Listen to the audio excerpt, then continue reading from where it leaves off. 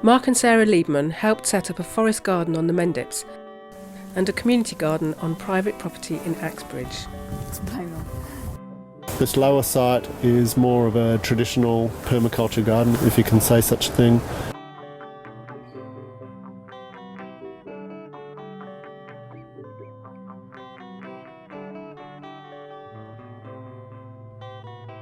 Just here is a herb wheel. It's actually raised in the middle, and the idea is that you plant herbs that like sort of wetter, damper areas on the north side where there's less sun, and herbs that like drier conditions on the top, like rosemary and thyme. All year round we have any herb we want, really, so it's very useful.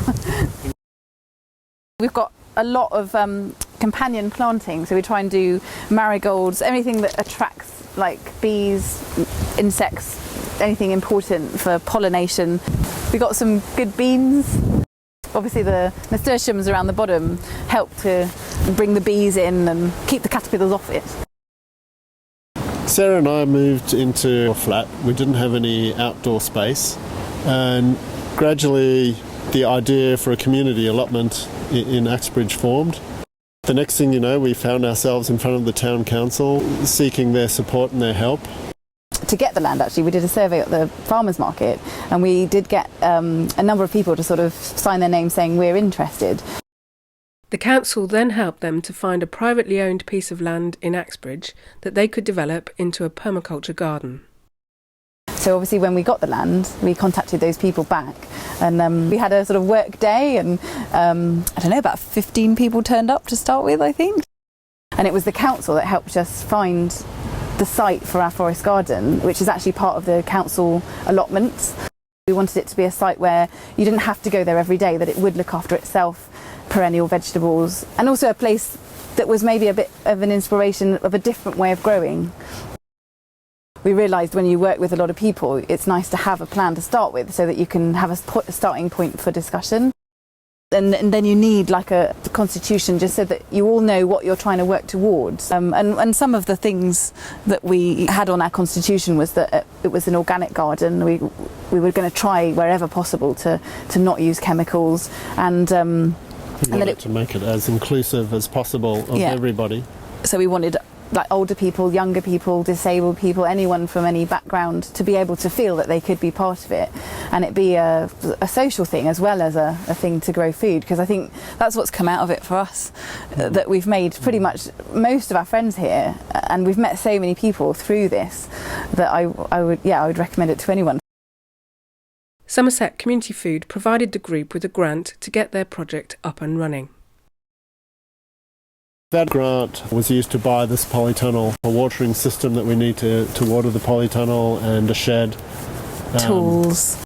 And also one of the most valuable parts of that grant, I think, is the training. Yeah, that was fabulous. SCF paid for a really fabulous trainer to come, and a few of our less experienced members really enjoyed the benefit of that, and they're now, waving the permaculture flag, and it's really kind of changed the culture within our group as well. Yeah, it has. It's got a slightly, less traditional allotment focus and much more of a permaculture focus. People tend to come at different times, but it's important to have a day or an evening where we all meet together so that we do kind of focus what's happening on the site. So you kind of need that to keep the coordination within the group. We have bonfires down here every November, and every solstice is celebrated.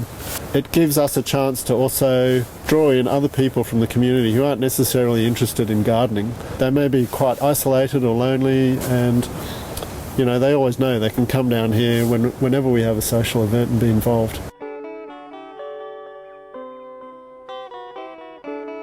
Dealing with council bureaucracy and slugs. Slugs, yeah. I think with the council as well, that's been quite a challenge really, to try and, especially because we're growing a forest garden, it's quite a different way of growing. So initially they sort of look at it and say, well, that's not quite what we had, what was not what has been there for a long time, and we've had to explain quite a lot about how it is different, and how hopefully it will be a bit more of a legacy for the town and can be passed on.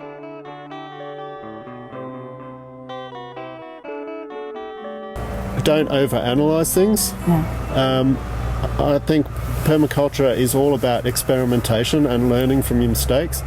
So rather than sitting there and analysing something and talking about it endlessly, just go and do it. Find out what works and what doesn't.